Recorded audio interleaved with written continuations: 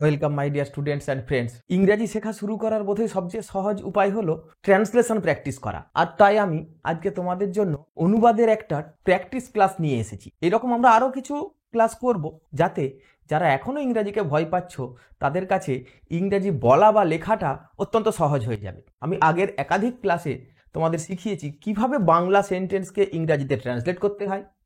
তার জন্য এমন যদি কোনো ওয়ার্ড থাকে যার ইংরাজি জানো না, সেগুলোকে বাদ দিয়ে বা তার পরিবর্তে সহজ ওয়ার্ড নিতে হয়। আবার যদি কখনো এমন কোনো ফ্রেজ থাকে বা এমন অপ্রয়োজনীয় কিছু আননেসেসারি কথা থাকে, তাহলে সেগুলোকে বাদ দিয়ে দিতে আমি বলেছি। যারা এখনও সেই ক্লাসগুলো দেখোনি তারা অবশ্যই সেগুলো আগে দেখে নেবে, তাহলে তোমাদের ট্রান্সলেশনটা অত্যন্ত সহজ লাগবে। তাহলে এসো আজকের প্রথম প্র্যাকটিস ক্লাস শুরু করি। আজকে প্র্যাকটিস করার জন্য আমি দেখো এই একটা ছোটদের একটা গল্পের বই থেকে সহজ একটা গল্প আমি বেছে নিয়েছি, যে গল্পটাকে আজকে আমরা ইংরাজিতে ট্রান্সলেট করব। এই প্রসঙ্গে বলে রাখি, আমরা কিন্তু স্পোকেন ইংলিশের একটা কোর্স শুরু করেছি 3 মাসের। যারা এখনও সেটা দেখোনি তারা অবশ্যই দেখে নেবে। আর স্পোকেন ইংলিশেরও আমি কিছু প্র্যাকটিস ক্লাস দেব, তার জন্য তোমরা একটু অপেক্ষা করো, আমি ঠিক সময় মতো জানিয়ে দেবো। যাকে এসো আজকে আমরা ট্রান্সলেশনের প্র্যাকটিস ক্লাসটা প্রথম শুরু করি। তাহলে আমি বলেছিলাম যে একটা বড় সেন্টেন্স হোক আর ছোট সেন্টেন্স হোক, ট্রান্সলেট করার উপায়টা কি? সবচেয়ে সঠিক পদ্ধতি, সহজ উপায়টা হলো না, তুমি সাবজেক্ট খুঁজে পাবে কোনো এক জায়গায়, প্রথমের দিকে, মাঝখানেও হতে পারে। আর বাংলায় ক্রিয়াপদটা সাধারণত থাকে একদম শেষে। দেখো, জল খেতে গেল। তাহলে আমাদের করতে হবে কি, প্রথম ইংরাজিতে যেমন ফরম্যাটটা হলো, প্রথমে লিখতে হয় সাবজেক্ট, তারপরে ভার্ব, তারপরে অবজেক্ট বা ইত্যাদি, এই ইনফরমেশনগুলো দিতে হয়। বাংলার বেলায় আমাদের এত মাথা খাটানোর দরকার নেই, এই জন্য ট্রান্সলেশনটা শেখা খুব সহজ। আমরা প্রথমে করব কি, সাবজেক্ট খুঁজে নেব। ভার্ব, বাংলায় ক্রিয়াপদটা সাধারণত সবার শেষে থাকবে, আমরা শেষে চলে যাব।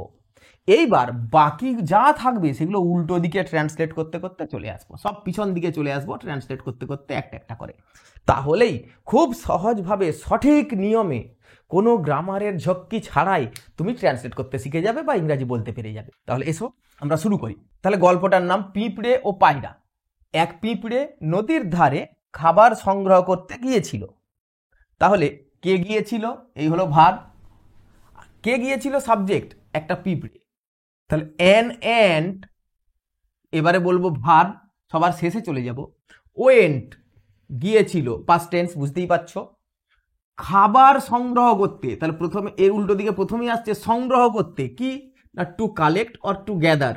টু কালেক্ট, তার আগে কি আছে, কি সংগ্রহ করতে, খাবার। দেখো অবজেক্ট ঠিক পিছনের দিকেই থাকবে, উল্টো দিকে করে এলে পরপর ভার্বের পর ঠিক অবজেক্ট তুমি পেতেই থাকবে। টু কালেক্ট ফুড, নদীর ধারে, বাই দ্য রিভার বা বাই আ রিভার, একটা নদীর ধারে সে খাবার সংগ্রহ করতে গিয়েছিল। পরের সেন্টেন্সটা দেখো, দুপুরের রোদে সে তৃষ্ণার্ত হয়ে পড়ল। তাহলে আমি এখানে দুটো সেন্টেন্স, দুটো বাক্য লিখেছি, এখানে একটা ছিল। তাহলে তৃষ্ণার্ত হয়ে পড়ল মানে তৃষ্ণার্ত বোধ করলো, কে না সে।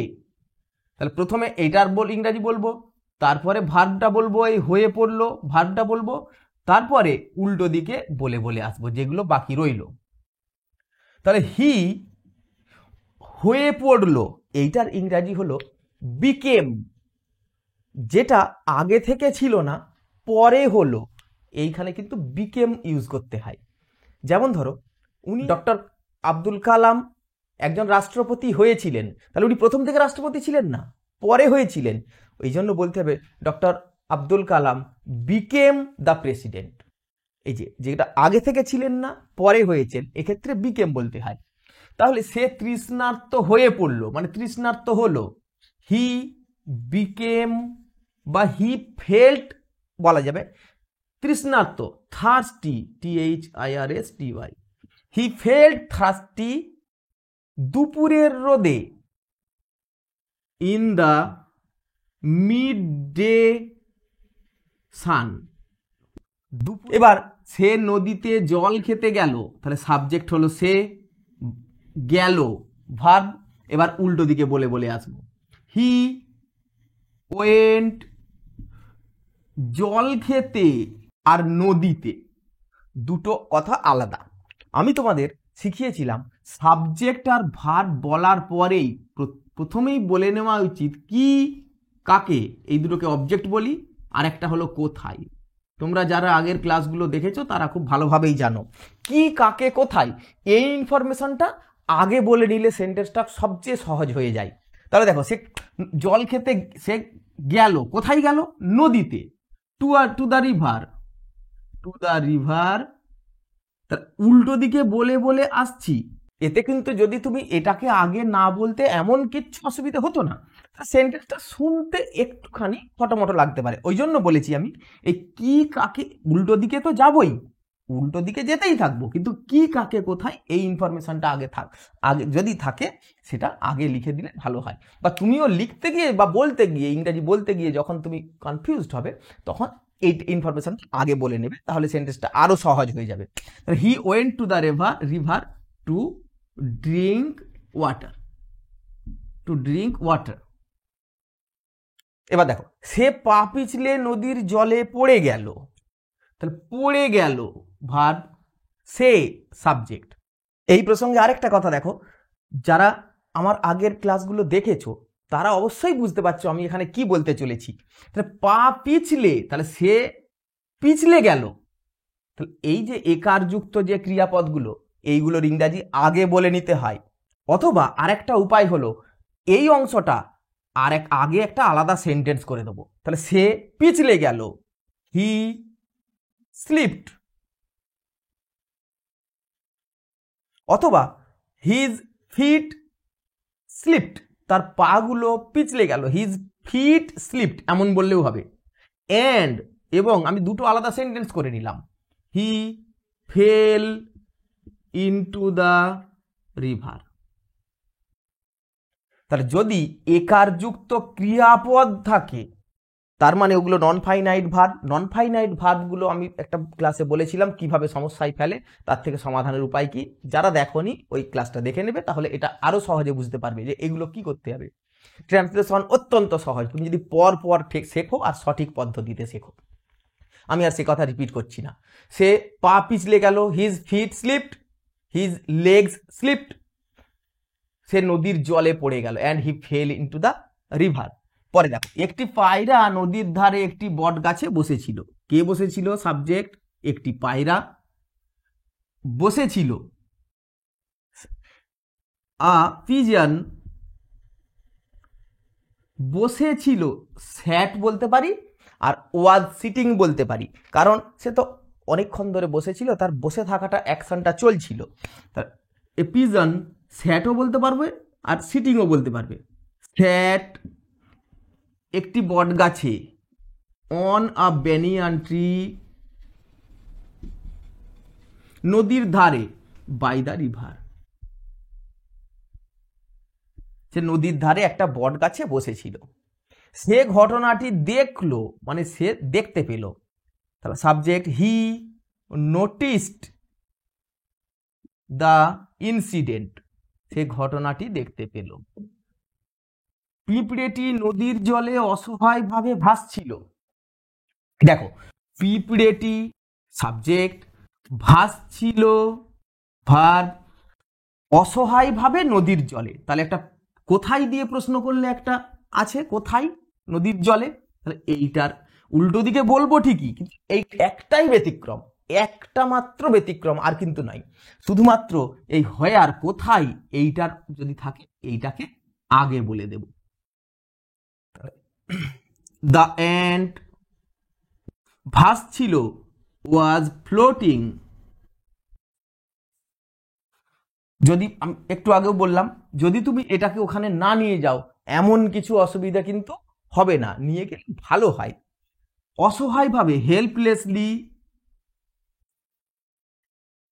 নদীর জলে, ইন দ্য ওয়াটার বা in the river, in the water. আর যদি এটাকে ওখানে নিয়ে যাই তাহলে বলবো the ant was floating in the river helplessly. Both আর কারেক্ট। তারপরে দেখো, পায়রাটি একটি বট পাতা ছিঁড়ে তার কাছে ফেলে দিল। এই যে বট পাতা ছিঁড়ে একটা ভার্ব পেয়ে যাচ্ছ, তাহলে এই অংশটার ইংরাজি আগে করব। পায়রাটি, দ্য পিজন ছিঁড়লো, প্লাকড, একটি বট পাতা, আ বেনিয়ান লিফ, এবং তার কাছে ফেলে দিল, অ্যান্ড ড্রপড ইট নিয়ার হিম বা নিয়ার দ্য অ্যান্ট। পিঁপড়েটি খুব কষ্টে পাতার উপর উঠল, সাবজেক্ট হলো পিঁপড়েটি, তাহলে দ্য অ্যান্ট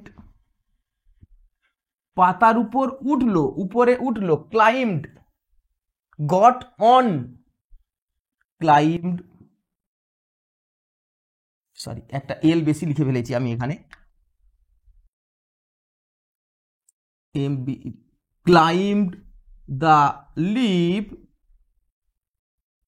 খুব কষ্টে, উইথ গ্রেট ডিফিকাল্টি বা উইথ মাচ ডিফিকাল্টি, আমি শুধু উইথ ডিফিকাল্টি লিখে দিলাম।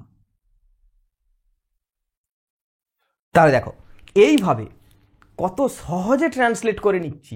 সাবজেক্ট ভার্ব উল্টো দিকে বলতে বলতে আসবো, যদি খটকা লাগে, আসলে যদি কোথায় থাকে তাহলে সেটা, যদি তোমার লেখার সময় কোনো মনে হয় খটকা লাগছে কোথাও একটা, তাহলে ওই কোথায়টা আগে বলে নেবে, তাহলে আর কোনো রকম খটকা থাকবে না। তুমি সাবজেক্ট ভার্ব বলে সরাসরি উল্টো দিকে এক একটা ফ্রেজ ধরে ধরে ট্রান্সলেট করতে করতে আসবে, অত্যন্ত সহজে তুমি ইংরেজি শিখতে পারবে, এইভাবে তুমি ট্রান্সলেট করে নিতে পারবে। আমি এই গল্পটা তো এখানেই শেষ নয়, এর আরো খানিকটা অংশ আছে, আমি সেটা একবার বোর্ডে লিখে নিয়ে আবার সেই অংশটাকে আমি বুঝিয়ে দিচ্ছি। যারা দেখছো তোমাদের যদি ভালো লেগে থাকে তোমরা একটা লাইক দেবে, আর কেমন ভিডিও দেখতে চাও সেগুলো আমাকে কমেন্ট করে জানাবে, আর এই সংক্রান্ত কোনো কিছু কথা থাকলে সেটা আমাকে অবশ্যই বলবে। তোমাদের কাছে আরেকটা রিকোয়েস্ট, যে তোমরা কিন্তু এই ক্লাসগুলোর কথা তোমাদের বন্ধুদের মাঝখানে শেয়ার করবে হোয়াটসঅ্যাপ বা ফেসবুকের মাধ্যমে, যাতে আরও অনেকেই ক্লাসে আসে, দেখে, আর আমিও একটু উৎসাহিত হই। তাহলে দেখো আবার আমি গল্পের বাকি অংশটা লিখে নিয়েছি, এসো এই অংশটাকে মুখে মুখে আমরা ইংরাজিতে ট্রান্সলেট করি, আর যেগুলো প্রয়োজন পড়বে সেগুলো আমি লিখে তোমাদের দেখাবো। দেখো, এই ঘটনার কয়েকদিন পরের ঘটনা, খেয়াল করো এই সেন্টেন্সটার মধ্যে কোনো ক্রিয়াপদ নেই, তাহলে কি হবে না, তাহলে তোমাকে ক্রিয়াপদ কি হতে পারে বুঝে নিতে হবে। এই ঘটনার কয়েকদিন পরের ঘটনা মানে এই ঘটনার কয়েকদিন পরে, মানে এই ঘটনাটা ঘটলো যেটা এখন আমরা বলতে চলেছি, তাহলে কি বলবো, এই ঘটনার কয়েকদিন পরে এটা ঘটলো, এটা ঘটলো, তাহলে বলবো দেখো দিস হ্যাপেন্ড, এটা ঘটলো, সাবজেক্ট ভার্ব সেন্টেন্সটাই ছিল না, এইটা একটু এরকম কিন্তু সেন্টেন্স আমরা বাংলায় ভাবি বা বলিও, ইংরেজি করার সময় এইটুকু তোমাকে সাবজেক্ট ভার্ব মিসিং থাকলে তোমাকে ধরে বলে নিতে হবে।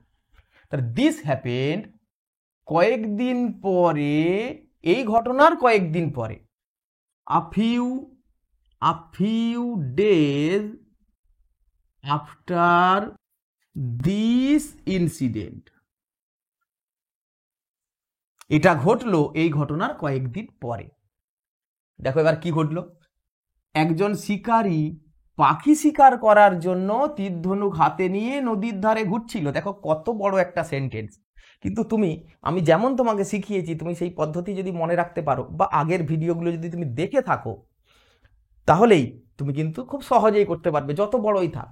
একজন শিকারী পাখি শিকার করার জন্য তীর ধনুক হাতে নিয়ে, এই দেখো একার যুক্ত ক্রিয়াপদ হাতে নিয়ে, এটাকে আমরা এই অংশটার ইংরেজি আমরা আগে করে নিতে পারি। আর যদি এই ভার্বটাকে আমরা কোনোভাবে অ্যাভয়েড করতে পারি, যেখানে আমরা ভার্ব লিখবো না, হাতে নিয়ে মানে ইন হ্যান্ড, হাতে নিয়ে তার মানে হাতে নিয়ে, দেখো তাহলে কিন্তু এটাকে আর ভার্ব বলতে হচ্ছে না, মানে টেকিং ইন হ্যান্ড আলাদা করে বলতে হচ্ছে না, যেহেতু ভার্বটা বলছি না ওই কারণে এই ফ্রেজটাকে প্রথমে না নিয়ে গেলেও হবে, কারণ আমি তো ভার্বটাকে অ্যাভয়েড করে চলেছি। এই ক্ষেত্রে অ্যাভয়েড করতে পারছি কারণ হাতে নিয়ে এর একটা ইংরাজি আছে, একটা ফ্রেজ আছে, সেটা হলো ইন হ্যান্ড। এই কারণে এখানে এই একার যুক্ত ক্রিয়াপদটা আমি অ্যাভয়েড করতে পেরেছি বলে একে শুরুতে নিয়ে যাব না। আর শুরুতে যদি নিয়ে যাই, আমি যেমন শিখিয়েছি তুমি যদি সেইভাবে করতে চাও, তাহলে বলবো হাতে নিয়ে, টেকিং ইন হ্যান্ড, তাহলে এটা শুরুতে বলে নিতে হবে, তাহলে ইংরাজিটা অত ভালো দেখায় না। হাতে নেওয়ার ইংরাজি ইন হ্যান্ড, তাহলে আগে শুরুতে, যেহেতু ওর মধ্যে আর ভার্ব নেই, ওই অংশটাকে আর শুরুতে নিয়ে যেতে হচ্ছে না। আশা করছি আমার কথা বুঝতে পেরেছো। তাহলে একজন শিকারী সাবজেক্ট, ঘুরছিল, দেখো সাবজেক্ট ভার্ব। পাখি শিকারীর ইংরেজি হলো ফৌলার, তাহলে আ ফৌলার ঘুরছিল, was walking, a ফৌলার was walking নদীর ধারে, উল্টো দিকে বলে বলে যাবো তো, নদীর ধারে, বাই দ্য রিভার, হাতে নিয়ে কি না তীর ধনুক। এই অংশটা খেয়াল করো, তীর ধনুক হাতে নিয়ে, এই অংশটার মধ্যে তোমার হয়তো একটু জটিল লাগছে বিষয়টা, যে একারযুক্ত ক্রিয়াপদ, তাও আমি কেন শুরুতে নিয়ে গেলাম না। তার কারণ হলো, এখানে তীর ধনুক হাতে নিয়ে মানেই হলো তীর ধনুক সাথে, উইথ হিজ বো অ্যান্ড অ্যারো, উইথ হিজ বো অ্যান্ড অ্যারো। তাহলে এখানে আমি কিন্তু নিয়ে এই ইংরেজিটাকে, এই ভার্বটাকে, ক্রিয়াপদটাকে বলার দরকারই পড়ছে না। তাহলে ক্রিয়াপদ যদি বলার দরকার না পড়ে, মানে ক্রিয়াপদটাই যদি অমিট করে দিই, তাহলে ওকে আর প্রথমে নিয়ে যাব না। সব ক্রিয়াপদকে কিন্তু এমন করা যায় না, রিপ্লেস করা যায় না, কিন্তু এই ক্ষেত্রে তো যাচ্ছে, ওই জন্য এটাকে আমি অ্যাভয়েড করছি। দেখো, তাহলে ওয়াজ ওয়াকিং, ঘুরছিল মানে হাঁটছিল, তীর ধনুক হাতে নিয়ে, উইথ হিজ বো অ্যান্ড অ্যারো। খুব দ্রুত লিখছি বলে লেখাটা হয়তো খারাপ হচ্ছে, প্লিজ ডোন্ট মাইন্ড। বো অ্যান্ড অ্যারো মানে তীর ধনুক হাতে নিয়ে, মানেই হলো তীর ধনুক সাথে, এই তীর ধনুক হাতে নিয়ে এর বদলে লিখছি সাথে। দেখো এবার ইংরেজিটা সহজ হয়ে গেছে, উইথ ইজ বো অ্যান্ড অ্যারো। শিকার করার জন্য, কি শিকার করার জন্য না পাখি, তাহলে আগে শিকার করার জন্য, টু হান্ট বা for hunting, to hunt, to হান্টের বদলে টু শুটও বলতে পারি, কারণ তীর ধনুক দিয়ে তো শুট করবে, টু শুট আ বার্ড। দেখো এই সেন্টেন্সটা ক্লিয়ার হলো কিনা। শুধু এই সেন্টেন্সটার মধ্যে একটা নতুন কথা আমি যোগ করেছি, একারযুক্ত ক্রিয়াপদ যেগুলোকে আমি বলেছিলাম পার্টিসিপল বা জিরান্ড, ওইগুলোকে শুরুতে নিয়ে যাওয়ার কথা, কিন্তু যেহেতু এখানে ক্রিয়াপদটাকেই অ্যাভয়েড করতে পারছি, ওই জন্য ওকে ওখানেই রাখা গেছে। এই রকম সব সময় হয় না, খুব কম ক্ষেত্রে এরকমটা হয়। শিকারীর নজর পড়ল সেই দয়ালু পায়রাটি, মানে শিকারী, খেয়াল করো, নজরে পড়লো মানে কি, চোখে এসে পাখিটা পড়লো এমন নয়। এখানে কথাটার মধ্যে একটা ট্রিক আছে, যেহেতু বাংলা, নজরে পড়লো মানে শিকারী দেখতে পেল সেই দয়ালু পায়রাটি। তাহলে দেখো, দ্য ফোলার স বা নোটিসড, এখানে নোটিস কথাটা আর একটু ভালো, the fowler noticed that kind pigeon, শিকারী সেই দয়ালু পায়রাটিকে দেখতে পেল, নজরে পড়লো, আসলে এটা ক্রিয়াপদ হিসাবে শেষে থাকলে হতো, কিন্তু নেই যখন, কোনো অসুবিধে নেই, ভাবটা বলে নিয়ে বাকি অংশটা উল্টো দিকে আসবো। তাহলে শিকারী, দ্য ফোলার নোটিসড সেই দয়ালু পায়রাটি, দ্যাট কাইন্ড হার্টেড বা কাইন্ড পিজন। পরের সেন্টেন্স দেখো, খুব সহজ বলে এগুলা লিখছি না। সে তীর নিক্ষেপ করার জন্য প্রস্তুত হচ্ছিল, তাহলে সে সাবজেক্ট, প্রস্তুত হচ্ছিল ভার্ব। তাহলে এখানে কিন্তু ওয়াজ ওয়াকিং, ঘুরছিল মানে কাজটা তার চলছিল কিছুক্ষণ ধরে, প্রস্তুত হচ্ছিল, এগুলো পাস্ট কন্টিনিউয়াস টেন্স, ওই জন্য ওয়াজ দিয়ে বলছি, ওয়াজ আর ভার্বের আইএনজি। হি, প্রস্তুত হওয়ার ইংরাজি হলো get ready, he was getting ready, এই অংশটা তোমাকে লিখে দিই, দেখো, হি ওয়াজ গেটিং রেডি, তীর নিক্ষেপ করার জন্য, নিক্ষেপ করার জন্য, টু শুট তীর, দ্য অ্যারো। পিঁপড়ের চোখে পড়লো এই দৃশ্য, মানে পিঁপড়ের চোখে পড়লো, দেখো এই যে বাংলাতে আমি তোমাকে বলেছিলাম এমন কিছু কথা আমরা বলি যেগুলোকে ইংরাজি করা অসুবিধে। তোমাকে আমি এই উদাহরণ দিয়েছিলাম, তুমি খাচ্ছ, বিরিয়ানি খাচ্ছ, মাছ মাংস ভাত খাচ্ছ, খেতে খেতে কিছু একটা দাঁতে পড়লো, মানে সেটা শক্ত হাড়, ওকে আর চিবানোর দরকার নেই, পাল্টে নাও, ওটাকে ফেলে দিয়ে অন্য একটা মাংসের টুকরো নাও। ঠিক সেরকম এই যে চোখে পড়লো, একে তুমি যদি ইংরাজি করতে না পারো, এইটাকে পাল্টে নাও। চোখে পড়লো মানেই সে দেখতে পেল।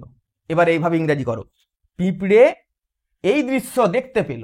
দেখো, the ant saw this scene, এই দৃশ্য, দিস সিন, SCEN, সে বুঝতে পারলো, এখানেও একটা ভার্ব আছে, পায়রাটি বিপদে পড়েছে, এখানেও একটা ভার্ব আছে, তার মানে দুটো ক্লজ আছে, দুটো আলাদা আলাদা ভাবে ইংরাজি করব। হি রিয়ালাইজড, কমা আছে মানে এখানে একটা দেখো যে আছে, হি রিয়ালাইজড দ্যাট, সে বুঝতে পারলো যে, দেখো হি রিয়ালাইজড দ্যাট, সে বুঝতে পারলো যে পায়রাটি বিপদে পড়েছে। The pigeon was in danger, বিপদে পড়েছে, এই যে পড়ার ইংরাজিটা, যে এটাকে আমি বাদ দিয়ে দিয়েছি, সম্পূর্ণ একটু আলাদাভাবে ইংরাজি করেছি, সে বিপদের মধ্যে আছে, তাহলে হি ওয়াজ ইন ডেঞ্জার, তবে আমার ইংরাজি করাটা সহজ হয়েছে। অন্য উপায় না পেয়ে, এই যে একারযুক্ত ক্রিয়াপদ, এটাকে ইংরাজি করব কিভাবে, অন্য উপায় না দেখতে পেয়ে, finding no other option, having no other option, having no other way, কত বড় সেন্টেন্স দেখো। তাহলে এই অংশটাকে করে নিয়েছি, প্রথমে একারযুক্ত ক্রিয়াপদ ছিল হ্যাভিং নো আদার অপশন বা নো আদার ওয়ে, পিঁপড়েটি সাবজেক্ট, ভার্ব কোথায় দেখো, কামড়ে দিল, তাহলে সাবজেক্ট এখানে, ভার্ব এখানে, মাঝখানেরটা উল্টো দিকে আসবো। কুটুস করে, এই যে কুটুস করে মানে কি, জোরে, এটা তো আর ক্রিয়াপদ নয়, মানে sharp bite, he gave a sharp bite, জোরে কামড়ে দেওয়া। তাহলে খুব অসুবিধে হলে তুমি এইটার ইংরাজি বলবে না, ওই ওয়ার্ডটাকেই অ্যাভয়েড করে যাবে, কোনো অসুবিধা হবে না, কিন্তু দেখো মানেটা খুব একটা না পাল্টালেই হলো। দ্য অ্যান্ট বিট, বাইটের পাস্ট টেন্স, বিট, কুটুস করে, তার পায়ে, his leg, the ant bit his leg sharply, নষ্ট করার জন্য মনোযোগ, নষ্ট করার জন্য মানেই হলো নষ্ট করতে, আমি বলেছিলাম একারযুক্ত কথাগুলো ওর সমান।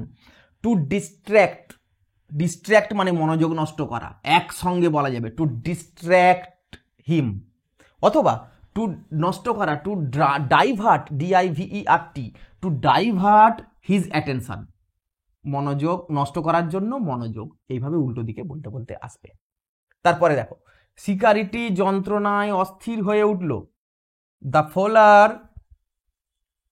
হয়ে ওঠা, আগে থেকে ছিল না, পরে হয়েছে, তাহলে বিকেম বলবো, বিকেম, অস্থির, রেস্টলেস, যন্ত্রণায়, ইন পেন, তাহলে দেখো উল্টো দিকে আসছি, ঠিক দেখো, the fowler became restless in pain, PAIN, সেই অবস্থায়, ইন দ্যাট সিচুয়েশন, সেই অবস্থায়, সে তীর ছুঁড়ল, তুই ছুঁড়ল বটে, এই বটেটার দেখো কোনো প্রয়োজন নেই, সে তীর ছুঁড়ল, হি শুট হিজ অ্যারো, ছুঁড়ল মানে তীরটা তো আর এইভাবে ছুঁড়বে না, ওটাকে শুট করা বলে, SHOOT, SHOOT, তো শুটের পাস্ট টেন্স বলতে হবে শট, SHOT, হি শট হিজ অ্যারো, কিন্তু বাট, সে, আবার দেখো সাবজেক্ট, এটা আবার একটা ক্লজ, আবার একটা আলাদা অংশ, তাহলে সে, হি লক্ষ্যভ্রষ্ট হলো মানে তার লক্ষ্যটা মিস করলো, মিসড হিজ টার্গেট, হি মিসড হিজ